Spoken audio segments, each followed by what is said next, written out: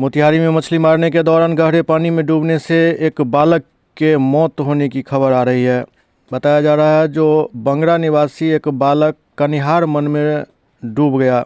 घटना के संबंध में बताया गया कि बंगरा निवासी मोहम्मद सरफुद्दीन का 12 वर्षीय पुत्र गुरफान अंसारी अन्य लड़कों के साथ कनिहार मन गया था, जहां मछली मारने लगा।